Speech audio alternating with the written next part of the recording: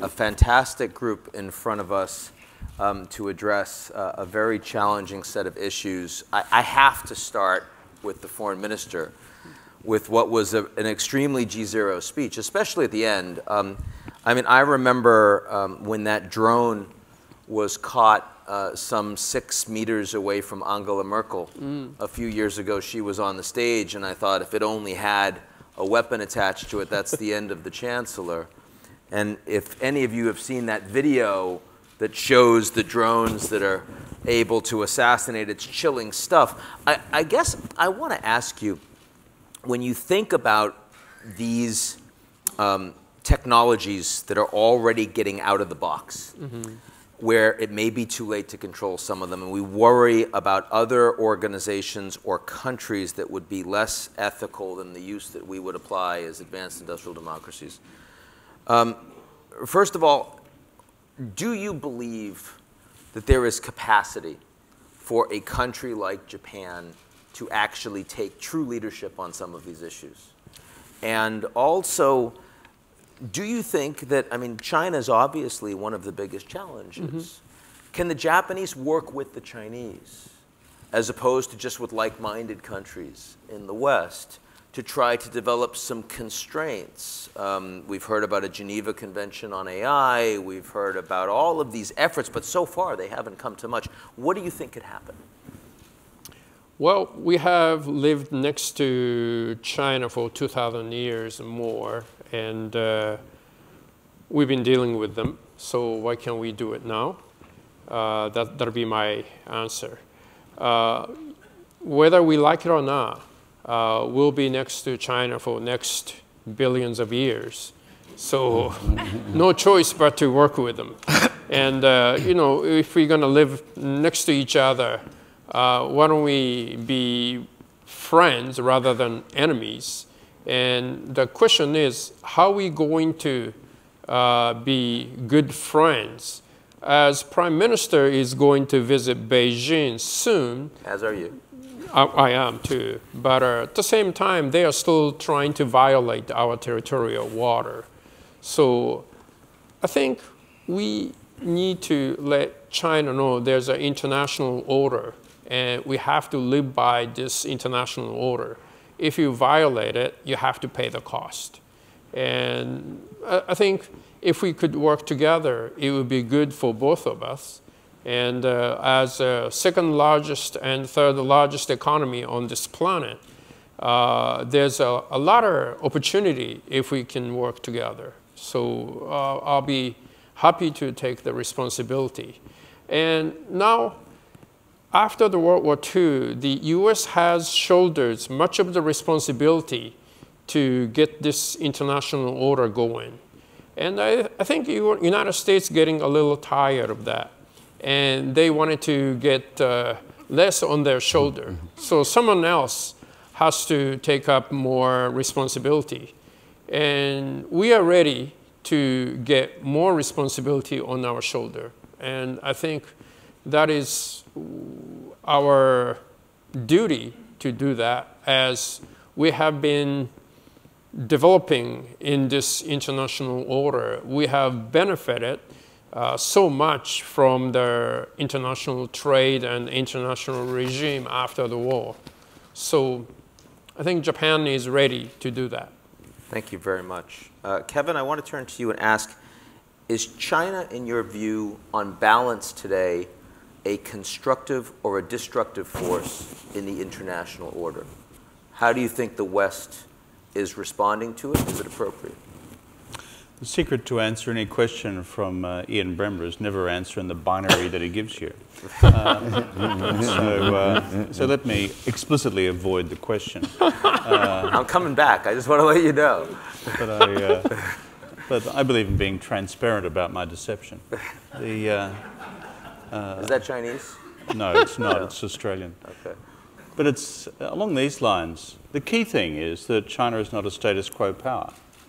That's the key thing. And I regard that as structural.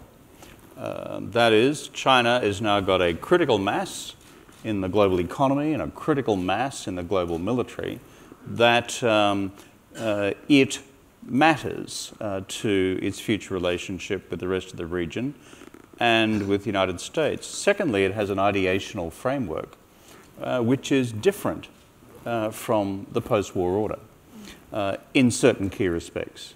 So therefore, for those two structural reasons, we have a challenge. And therefore, for the rest of us who share liberal democratic norms which came out of the institutional arrangements of 44-45, plus those of us who are also allies of the United States, we have a very practical challenge to work with China on their natural desire to have a bigger voice within the order, but without changing the norms which underpin the order. That's the essence of the challenge. And it is critical, as Kono-san has just said, that we don't just simply give all that to the United States, because the Americans at present are fully engaged in their domestic politics. They've decided to take a time out from the global challenges until they sort out their domestic politics.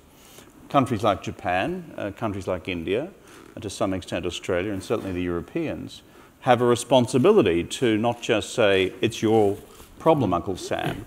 It's actually a collective challenge for all of us to uphold what we believe to be valid principles, valid institutions, continuing values, because these things are not permanent conditions necessarily. They came about through a very hard set of circumstances after a world war. And so I have a very simple view, is that they are worth, therefore, struggling for. They are worth, therefore, our collective efforts. It's not just what you do on a lazy Saturday afternoon once a month. It's what you do collectively, consistently, and with common intellectual and political effort. So some of these norms, Kevin, I mean, we see that they are eroding now in front of us, whether we like it or not only because of the Chinese or countries that are more competitive. You see this with thoughts about immigration and refugees, with thoughts about free trade, with human rights, you name it. I wonder, do you think, should the West explicitly be willing to engage in dialogue, not just about being inclusive with a China that wants to change the system, but also about the potential for adapting or changing some of those norms? No. And there's a reason for that. We actually hold these values to be universal and continuing. We can intelligently discuss greater forms of power sharing within the framework of those values and those institutions. But if you surrender the values and simply wave a white flag, let me tell you, there's a bunch of countries who then walk in the door and say, well, thank you very much, goodbye. So that should not be our position. I think there's far too much defeatism and far too much passive behaviour across what I would describe as the collective West. Sure, our democracies have internal contradictions and they have weaknesses and they're being exploited by populist forces. But against the alternative, democratic frameworks of government are effective and efficient over time. The same too with the values of the international order. You just mentioned elements of the order under challenge. I think it's absolutely nuts that the United States has withdrawn from the Human Rights Commission in Geneva, because that makes it so much easier for countries which do not share the principles embodied in the Universal Declaration of Human Rights in 1948 to say, well, Uncle Sam's walked away, therefore that's the end of the human rights regime. It's that sort of effort that we have to be concertedly engaged as well. A more challenging conversation, perhaps, for many in Southeast Asia to have these days, Vice Minister, given the economic realities as well as the security realities that are changing quite quickly for your country and for others. How do you address that? Where do you think the principal challenges are in your backyard? Actually, I think the first thing is that both the two major powers that we consider throughout the days today, China and the US, they have been part of this region and their engagement are vital, but also their interactions are also have a great ramifications for this region. So for our smaller countries, especially members of the ASEAN group, we want an environment that major powers and small powers will also have a role to play to contribute for the rule-based order, as Minister has just mentioned in his keynote speech today. And I think that there are challenges and opportunities on the U.S. engagement in the region and also the rise of China. So how we together manage that is in favor of the region's environment for peace and prosperity that will be very much important. So I think that bilateral relations will be very much important, but at the same time, multilateral relations will be very much equally important. So we have evolving regional architecture in the region, including the processes initiated by the ASEAN countries, should be part and parcel of all these efforts. So every player has a role to play here, ASEAN or Japan or Australia or India, and I think that we need to work together, engage with China, with the US. We know that there are changes of priorities and approaches by the major powers with regard to their external relations, but at the same time there are interconnected interests between these major powers and the region, and we can do a lot. So I think the different regional initiatives, including the Indo-Pacific proposed by Japan or India or the US, also the other initiatives by the ASEAN countries, including what we were doing together with the 16 countries in the region on RCEP, the Regional Economic Comprehensive Partnership. That will contribute to be some of the basis for us to work together. So I think we need to manage both the challenges and the opportunities in a good way. Now, your country, Vietnam, was said by The Economist to be the one that would benefit the most by a Trans-Pacific partnership that included 40% of the global economy. It no longer does, of course. The United States withdrew from negotiations. Once that happened, did that change the trade orientation of your country in any way? Point number one, that I have to be back in time a little bit. Throughout the years earlier, that I have to argue with people of those comments. We have challenges and opportunities in participating in the TPP process.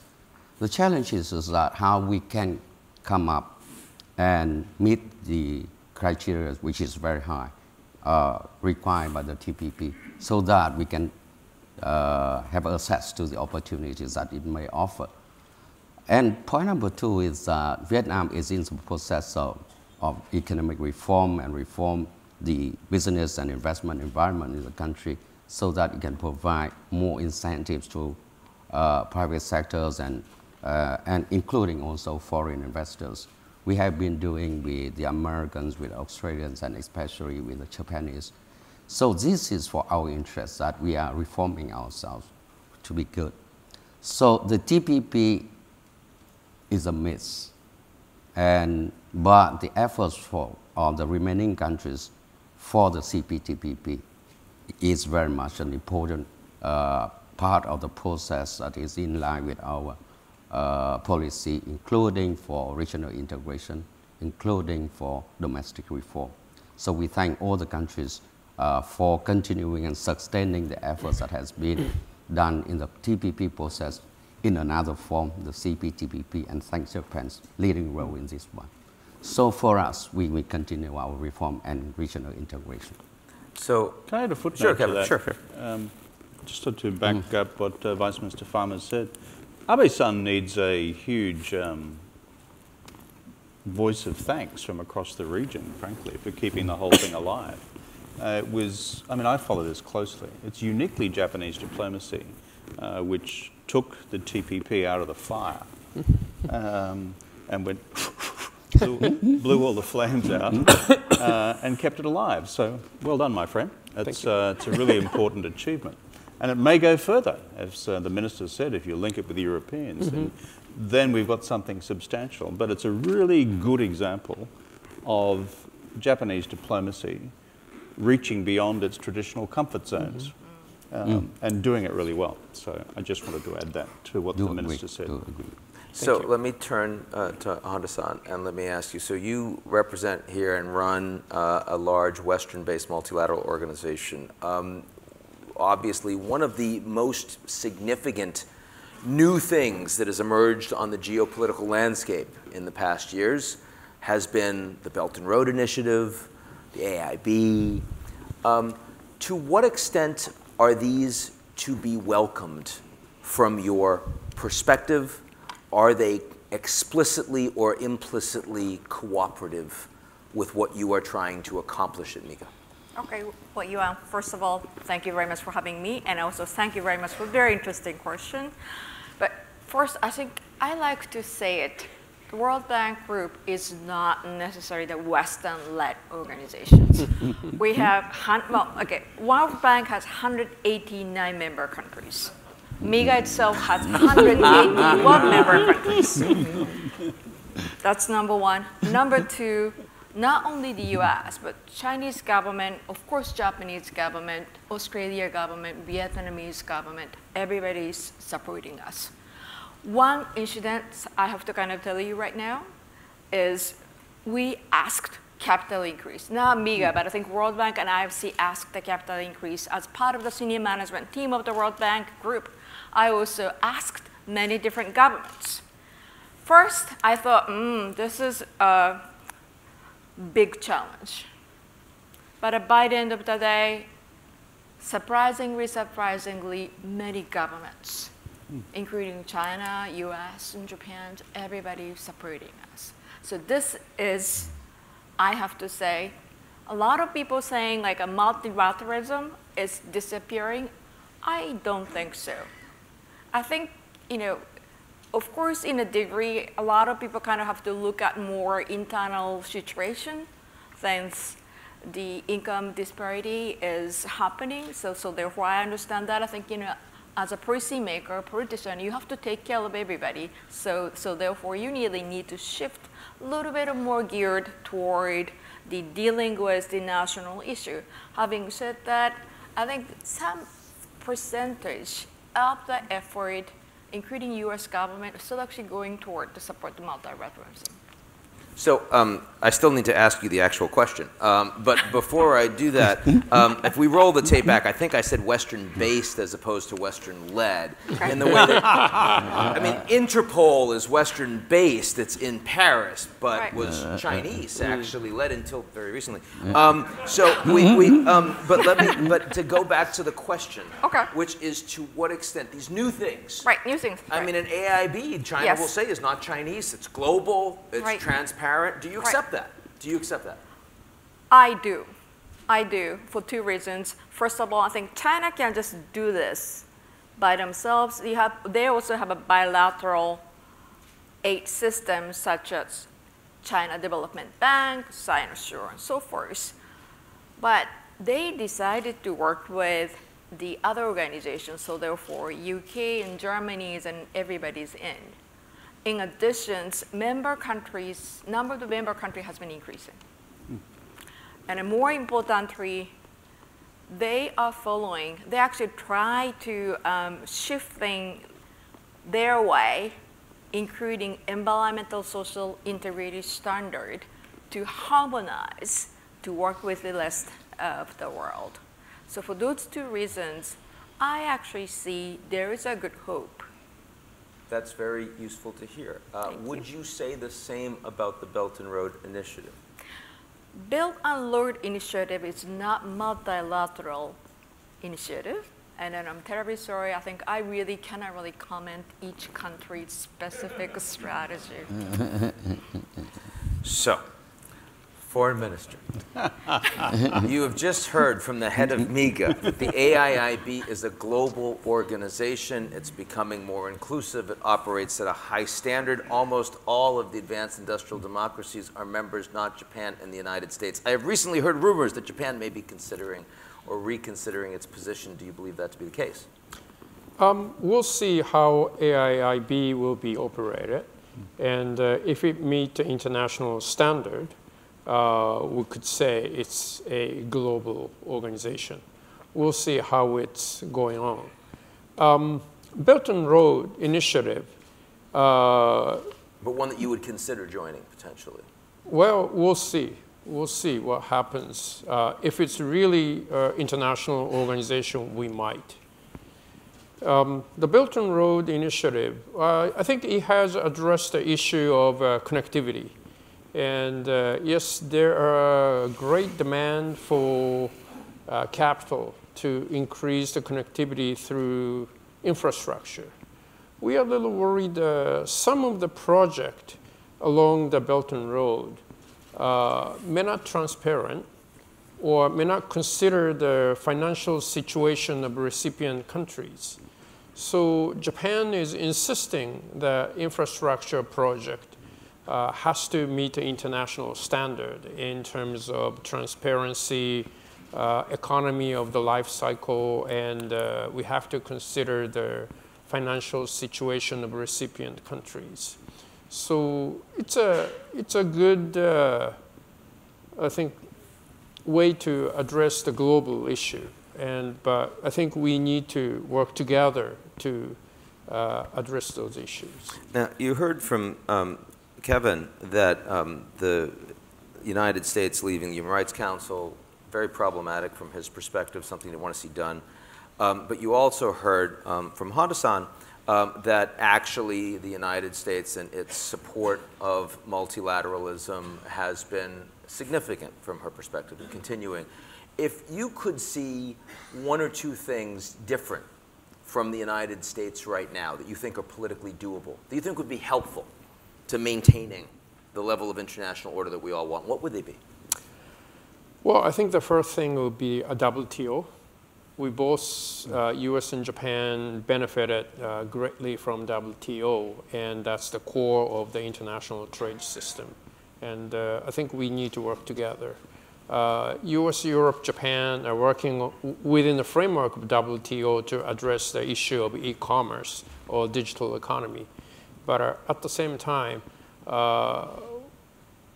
some mechanism of the WTO is not functioning smoothly. And you cannot choose what you want to follow according to your interest. If you're going to follow the international order, you have to go along with it. And that's the base of the multilateralism. Whatever good for you, you take it. But whatever you think it's not good for you, you don't take it. That's not the way the multilateralism works. So we need to avoid the shorter-term transactionalism that we're seeing around these issues.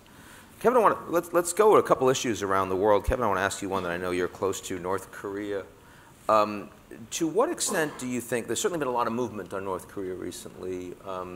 Everyone's meeting with them, including our foreign minister here recently.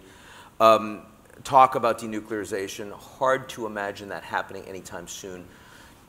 Do you feel cautiously optimistic about where North Korea is now heading? Give us your thoughts.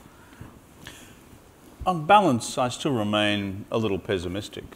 Certainly the political atmosphere has changed. In New York and the Asia Society recently with the CFR, we hosted President Moon during UN General Assembly Week. A lot of discussion, both privately and publicly, about where this would now go. But you've got to ask yourself a fundamental question. Given what North Korea currently possesses in terms of rocketry, long range, medium range, short range, and the nuclear material it possesses for the equivalent of 30 to 40 bombs, depending on which assessment you accept. The very simple question is, what will the North Koreans be likely to get rid of?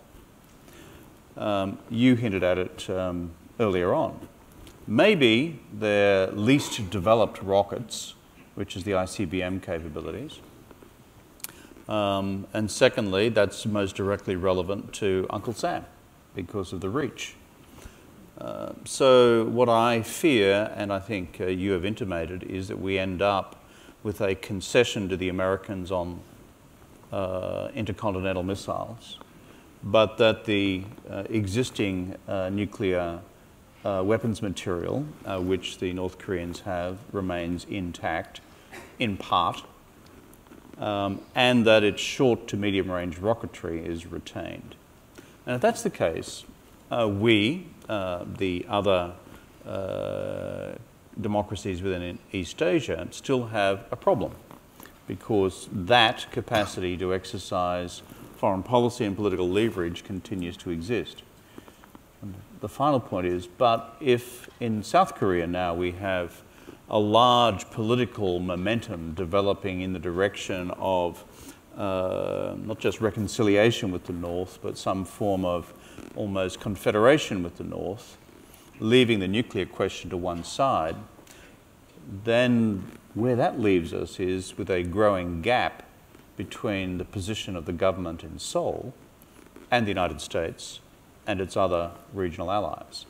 Now, if I'm trying to look down the track in a year or two's time, that's what I'm most anxious about. Is a deal that is short of denuclearization but agreed to by the United States and the North Koreans potentially workable from your perspective? I mean, the Iranian deal under Obama, which of course is gone now, at least to a degree, was very short of a comprehensive deal. It just involved one set of issues, but nonetheless was one both sides agreed to. Is that the right sort of approach for North Korea, do you believe? Well, I thought the Iranian deal was a good deal, given the constraints. Nothing in international relations is perfect. I think Connell-san and I would agree on that, and Vice Minister Pham, is that you know, the kingdom of heaven is out there somewhere. And then there's politics, and then there's international politics. Maybe that's hell and purgatory, I'm not sure. But the bottom line is, given all the alternatives, the Iranian deal was the best that could be done. Let's not go to the detail of it. If you could achieve an Iranian-type deal with the North Koreans, that would be fine. But the big, of course, qualitative difference is, unlike the Iranians, the North Koreans already have the equivalent of 30 to 40 bombs. The Iranians were nowhere near that. So I do not think we can ultimately fudge this question.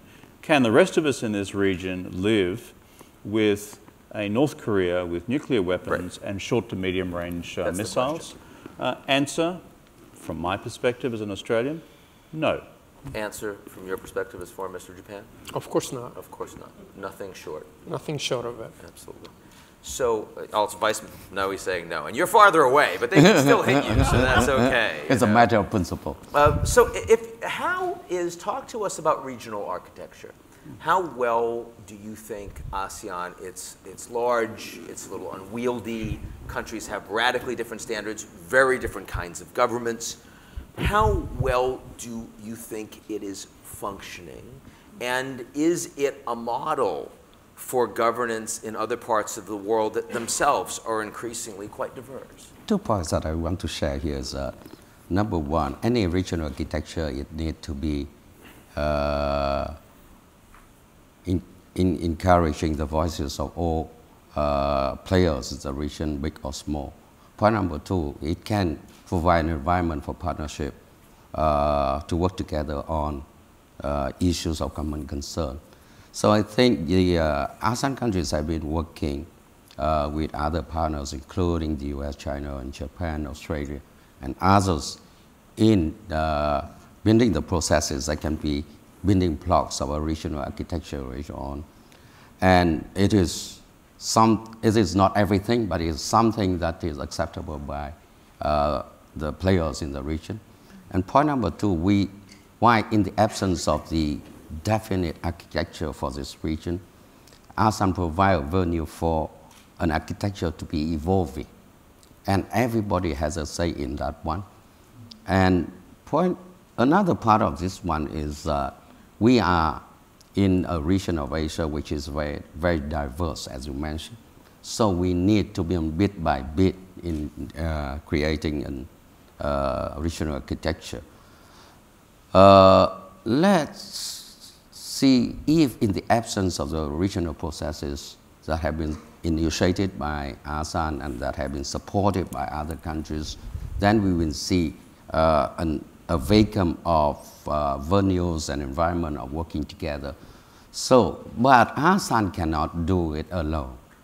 ASEAN provides a venue for working together with dialogue partners. And countries in the region like Japan, Australia, US, or China will be very much important in these common processes. People have been talking differently on how ASEAN works. How ASEAN works is something for itself. It needs to be more effective, certainly, and it needs to be acting with one voice, but that does not mean that all the cases will be that. So we are working together. That is number one. Sometimes we have successes, sometimes we cannot have, but we created a process of consultations. But point number two, ASEAN needs partners. We need partners that can support us to do together. Point number three is that we have created an environment that the major powers, if they cannot work together, they can work together with ASEAN. And on many occasions that we have already worked together for the different set of norms in the region, for the different mechanisms in the region, including in the economic and security areas. And we are working with them to create different new processes as well. So I think for Asia now, we do not have an overall or umbrella regional architecture yet. We are moving bit by bit by ASEAN working together with partners, and it is evolving. I'd like to ask you, Honda-san, when you think about international cooperation as a whole, we see some factors that clearly are driving more. The integration of global economies and the migration of people and ideas that are faster and faster. We also see some that are causing less, fragmentation of the internet, asymmetrical warfare, and the rest. As you look at this from your perch, what do you find the developments that might be most surprising to the audience here, driving more or less cooperation? Things that perhaps someone that isn't working as operationally as you are might not see. Well, that's a very interesting question. But let me actually kind of share one fact, which may be a little bit relevant to these questions. According to the World Bank Group economist, Asia is the most integrated regions. I mean, the region we're comparing with Latin America, Eastern Europe and Central Asia, South Asia, I'm sorry, Sub-Saharan Africa and Middle East. Asia is most integrated. Economically. Yeah, economically, right. And also Asia is most connected with the other regions too. So, well, you know, I used to live here for a long time. Clearly then in I moved to the Washington, D.C. Then I started kind of looking at the things a little bit of a different way. I've been in the D.C. 5.5 years, and one thing that really surprised is my view from the Tokyo was, of course, you know, free trade going on, and therefore, you know, you're not going to make everything is in here, whatever cheaper in Vietnam and in good products, we have to go there. And also some parts may be manufactured here, we're just going to export somewhere else to assemble it and import back. I thought it's common sense, but it is not. One of the reasons, logistics cost of Africa, Middle East, and also some parts of Latin America is quite high. But Asia is quite different. That's true. Communication cost has been significantly improved a lot parts of the world, but Asia is exceptional. So this is one fact I can really tell you. But your question, that's a really, really good question, and I don't really have a very good answer to it. But you just sort of answered it. Wait. No. But yeah, and I think I just like to have a little bit of rights, being only women on the panel. What do you think?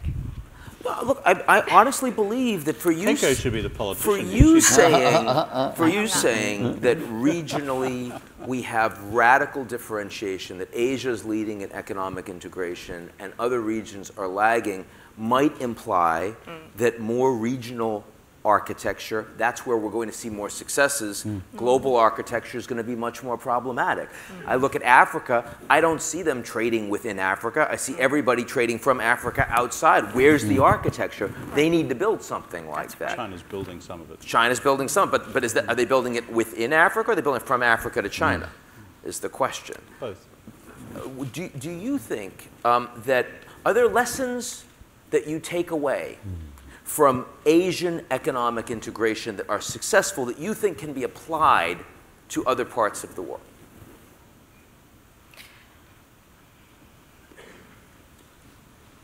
You know, I think this is kind of $1 million question I'm thinking about every day. That's why this I is my sad face in your non-national I'm question. so sorry. Yeah. But also, can I just also throw another fact? Sorry, I think it's not really, you know, this is the answer I just like to come up with, but I think, you know, I kind of tried to find the answer to this $1 million question.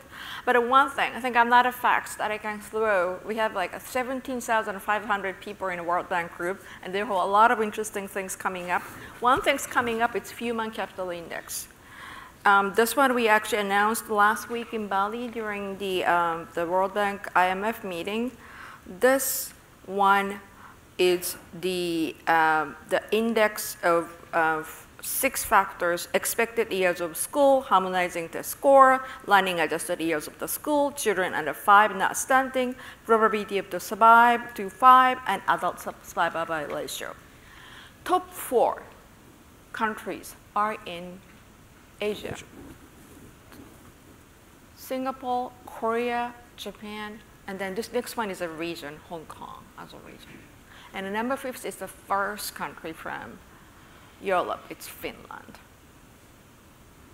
So then I was kind of thinking about it, why those countries are high score. One thing I could really think of is the investment in education in those places are actually a little larger, and they started to investing early. Japan's case, education, well, education to everybody. Again, I think people here, the audience living in this country or the United States thinks it's common goods. It is not.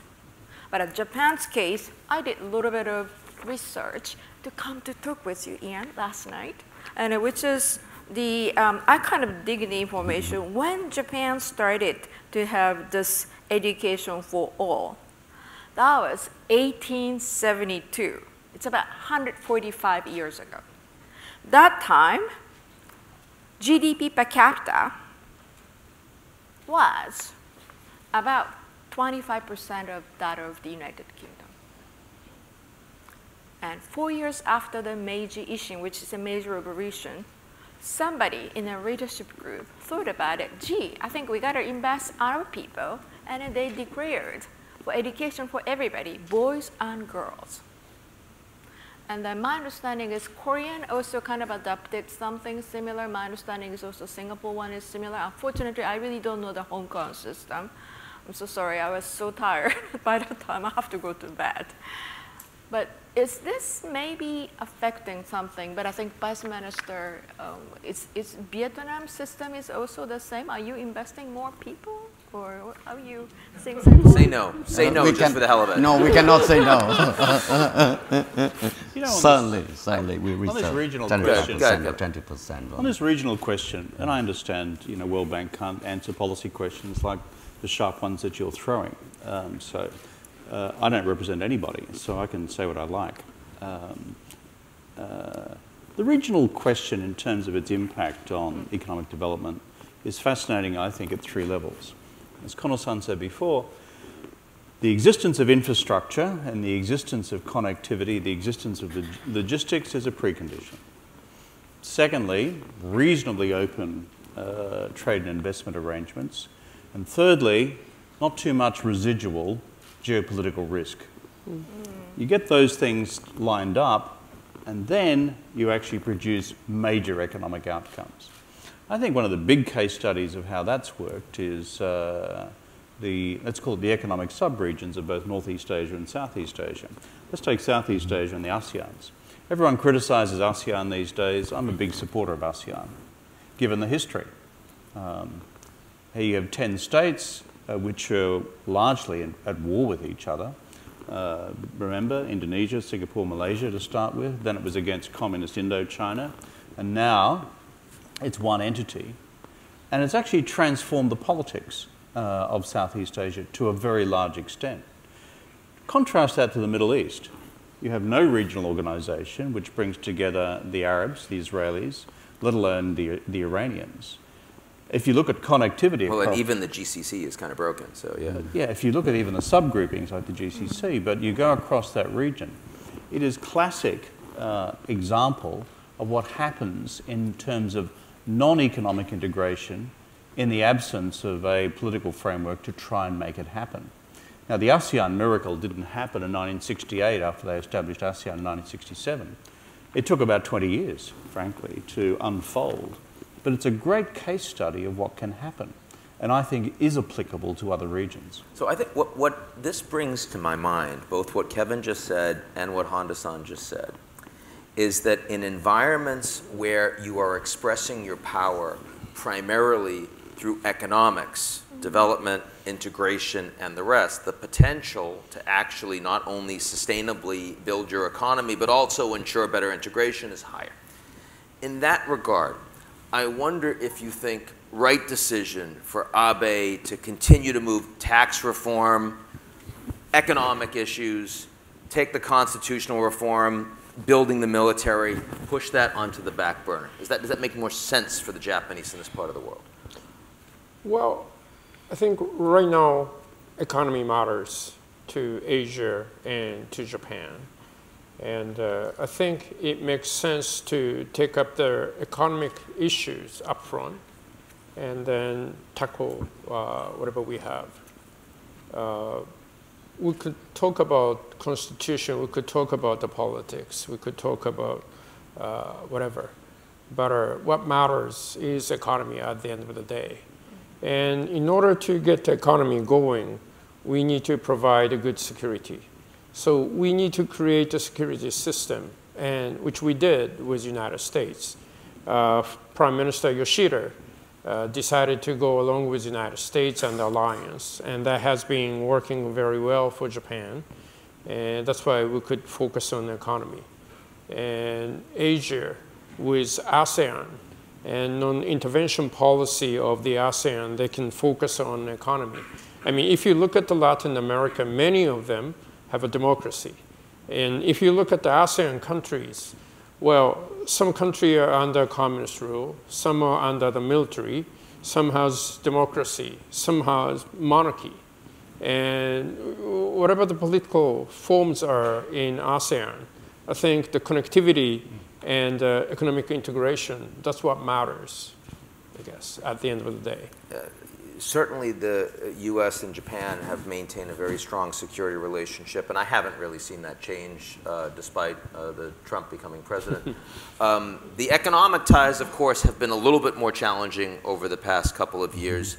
You seem to have navigated them so far relatively well. Talk to us a little bit, I know that the group here is quite interested, in how you were able, recent meeting with Trump on the sidelines of the United Nations, not going to see automotive tariffs against the Japanese, opening up trade negotiations.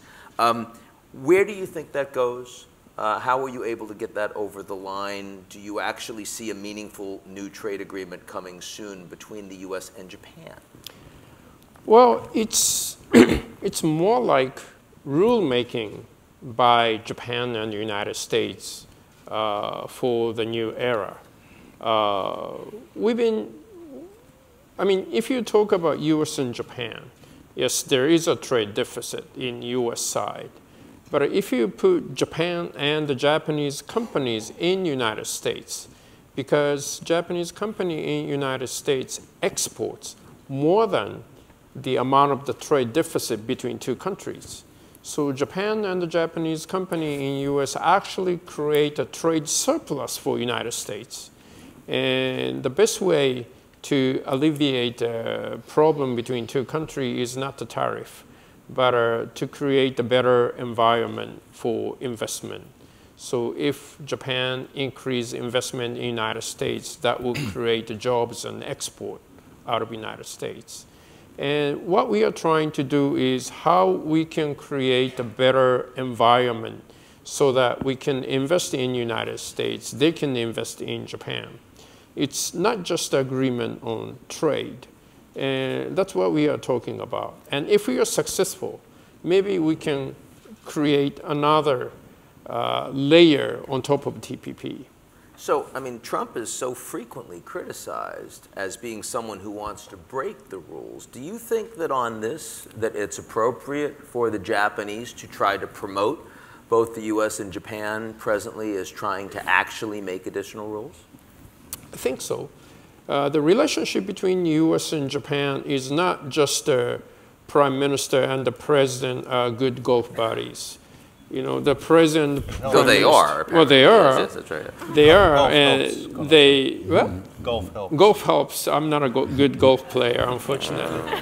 Not only they are the good buddies, but we have layer of personal relationship, starting from president and prime minister, baseball players, business community, even I say Yakuza and Mafia has a joint venture. And, you know, that's the first time I've heard that, actually. So even President Trump sometimes criticize whatever.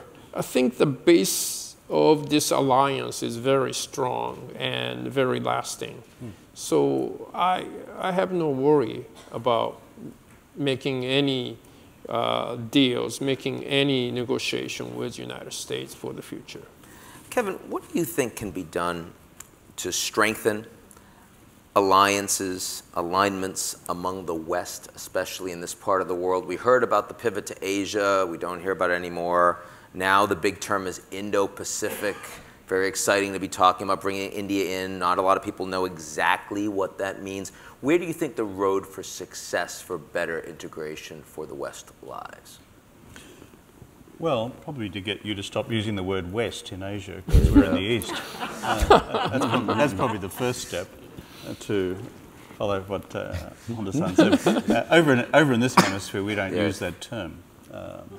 We're allies of the United States, or we're strategic partners with the United States, and we adhere to common sets of principles. But if you look at each of these relationships, I think there's one thing which Kono-san has just touched on, the constant reinvestment in the intergenerational capital which underpins these relationships. Like the post-wartime generation reached a series of arrangements largely in the 50s. And it's been through a couple of generations since then. We've always got to have a mind towards how is this reinvested again for the generations which come. It doesn't happen automatically. It has to be done at all levels of society and the economy and in security as well with our respective militaries. Then the second question is, aside from the bilateral arrangements with the United States, what do you then do plurilaterally with each other? And certainly when I've been in office, we started working on a series of 2+2 arrangements with the Japanese, 2+2 arrangements with the South Koreans, which frankly didn't exist before, and most recently 2+2 arrangements with the Indians. Now each of these is frankly a new addition to what was originally agreed as a set of uniquely bilateral security alliances with the United States. So that's a process which is underway, and it will yield fruit in time. You cannot push the speed of it too far. It's naturally evolving. I think the final thing to say about the United States is simply this. I think you're right to say that the older alliances in Asia, like with Japan and with Australia, it doesn't really matter who's in the White House for a while. These things will survive and strengthen over time. But the United States has to address one core strategic gap, and that is the size of China's economic footprint in the East Asian hemisphere is huge. The size of the economic footprint of the United States in the East Asian hemisphere is declining in relative terms. And when you look at the immediacy, despite all of its shortcomings of the Belt and Road Initiative, there's somewhere between $1 and $3 trillion worth of cash on the table to do infrastructure investments, good, bad, or indifferent. And in response to that, we have $1.50 from the United States.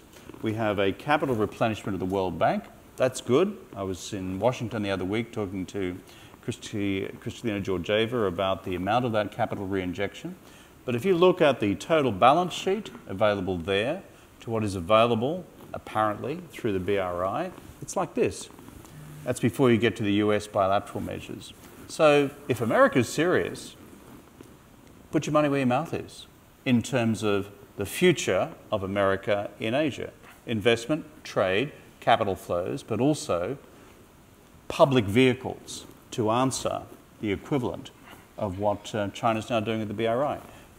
Japan has done something along these lines, and I commend the Japanese government for doing it.